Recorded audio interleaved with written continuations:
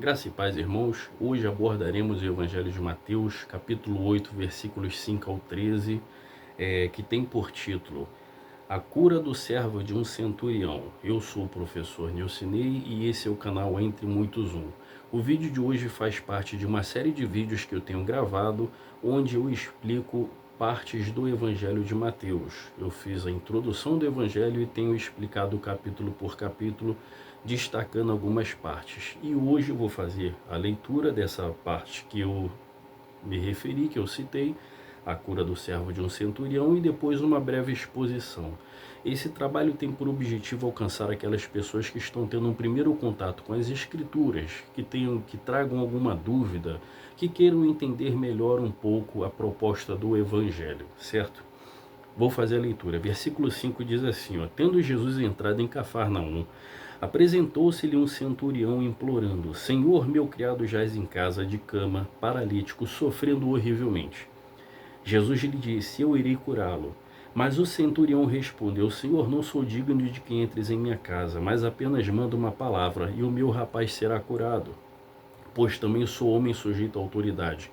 Tenho soldado às minhas ordens e digo a este vai e ele vai, e a outro vem e ele vem, e ao meu servo faze isto e ele o faz. Ouvindo isto, admirou-se Jesus e disse aos que o seguiam: Em verdade vos afirmo que nem mesmo em Israel acheis fé como esta. Digo-vos que muitos virão do Oriente e do Ocidente e tomarão lugares à mesa com Abraão, Isaque e Jacó no reino dos céus.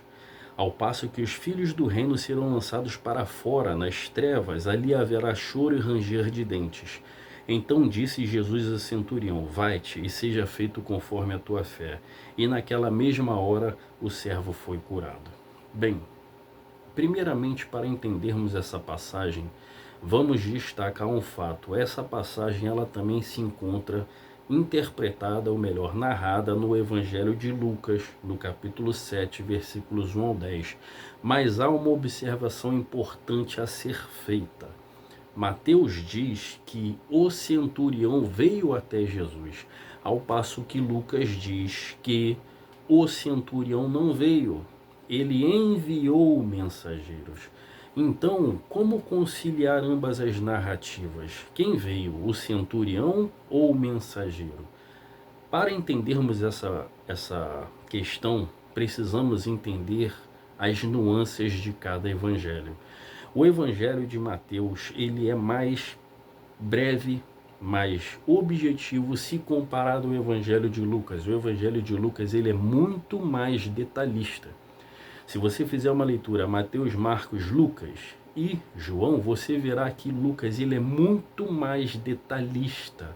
Então Lucas ele pega pontos que os demais não comentam, não relataram, não há contradição alguma. O fato é que Lucas faz essa observação de que o centurião enviou mensageiros, enquanto que Mateus, na sua narrativa mais direta, ele fala que o centurião foi até Cristo. Ora, mensageiro enviado em nome do centurião é o mesmo que o centurião estar presente. Então não há contradição, há nuances de cada evangelho.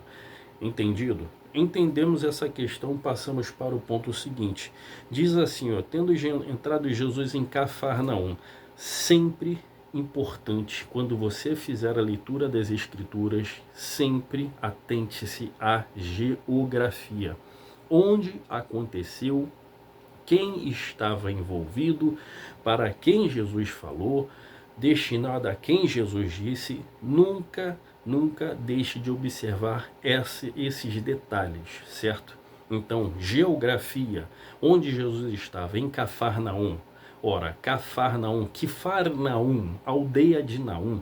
Quem era Naum? Naum era aquele profeta lá do Antigo Testamento. Quifarnaum, aldeia de Naum, certo? Acreditava-se que aquele profeta tivesse vivido por aquelas regiões.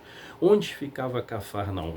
Cafarnaum era uma pequena aldeia às margens do mar da Galileia, que por sua vez não era o mar, era um imenso lago com proporções grandes e que abastecia toda aquela região da indústria pesqueira. Era um ponto extremamente importante para o desenvolvimento e para a vida daquelas pessoas, porque fornecia peixes, né, que eram dos principais alimentos que aquela população tinha, e não somente fornecia para eles, como também era comercializado para outras regiões. Então estamos falando aqui de uma aldeia que não era grande em termos de geográficos, mas era importante para a economia local. E o Senhor Jesus desenvolveu muito do seu ministério ali naquela região, às margens do mar da Galileia. Tinha até um conhecido no seminário, né, na época que eu estudava, que ele dizia que Jesus gostava muito de uma praia. Né? E de uma certa forma é verdade, Jesus passou uma boa parte do seu ministério às margens do mar da Galileia. Mas é porque ali se encontrava a maior população, a maior densidade populacional estava concentrada naquele local. O que era um centurião? Bem, vamos entender aí um ponto interessante. O centurião, ele fazia parte da corte, ele era um oficial romano, certo, responsável por uma guarnição que ia de 100 a 112 soldados. Então podia ser 100 até 112. Então ele era o oficial responsável por essa guarnição. Há um ponto a ser observado, conforme eu disse há poucos minutos, Cafarnaum não era uma aldeia tão grande assim, importante, mas não tão grande, então é possível que só houvesse aquela guarnição ali. Sendo assim, estamos falando do homem que tinha o mais alto posto militar de toda aquela região. Não era um homem qualquer, era um homem que tinha patente, era um homem que tinha poder. Era um homem que de fato tinha autoridade, como ele disse, mas ele também estava sujeito à autoridade. E não era um qualquer. O homem que procurou ajuda para Jesus não era qualquer. Era o homem da mais alta patente naquela região. Ficou entendido isso? E aí, aquele homem, ele tinha um servo. Ora, o servo seria facilmente substituído por um homem com tanto poder aquisitivo e influência que aquele homem tinha. Mas ele se compadeceu do servo a ponto de buscar ajuda. Diz o texto que ele estava paralítico e sofrendo horrivelmente. O motivo da paralisia a Escritura não nos diz, não nos explica. Mas diz que era uma paralisia que estava causando um sofrimento para aquele jovem. Né? Era um jovem, era um rapaz. O texto grego, a palavra grega que se refere aqui para rapaz, dá a entender que ele era alguém bem jovenzinho ainda. E aquele homem se compadeceu e pediu ajuda. Um ponto também a ser observado é que, conforme vimos, quem manda, ele não vai pessoalmente até o Senhor Jesus, ele manda mensageiros, e esses mensageiros dão bom testemunho dele. Eram judeus que deram bom testemunho dele. Olha que interessante, judeu detestava romano, judeu não gostava de quem não fosse judeu, ainda mais se fosse romano. Eles chamavam de goim, né, gentio. Então quem não era judeu era um goim, ou seja, era um gentio. E pior ainda se fosse romano. Vale lembrar que os judeus estavam debaixo da influência militar de Roma, né? Roma é quem era a senhora de toda aquela região. E os judeus estavam debaixo desse poder bélico e militar de Roma. Roma, né, através dos seus cobradores, tirava recursos, dinheiro dos judeus, e então eles eram odiados. Mas esse homem aqui, ele recebe um bom testemunho até por parte daqueles mensageiros, dizendo que ele era um bom homem, que ele tinha prestado bons serviços, inclusive para a fé judaica. E o texto mostra claramente que esse homem ele já tinha um certo conhecimento, inclusive das tradições judaicas. Porque quando o Senhor Jesus disse que iria até a casa dele para curar o servo, ele diz, através do seu mensageiro: Senhor, não precisa que venha na minha casa, pois eu também sou homem sujeito à autoridade e tenho também autoridade. Há uma questão aí. Quando um judeu entrava debaixo do teto de um gentil, ele se tornava cerimonialmente impuro. Então o Senhor Jesus, sendo um judeu, ao entrar na casa daquele homem, ele cerimonialmente ele estaria impuro. Entretanto, o homem diz que não havia necessidade disso. Possivelmente, conhecendo a tradição, ele falou: Senhor, não precisa se tornar, ficar impuro, né? Entrando debaixo do meu teto, mas manda somente uma palavra e eu creio, né? Isso traduzindo para a minha forma de falar, eu creio que o meu servo será curado.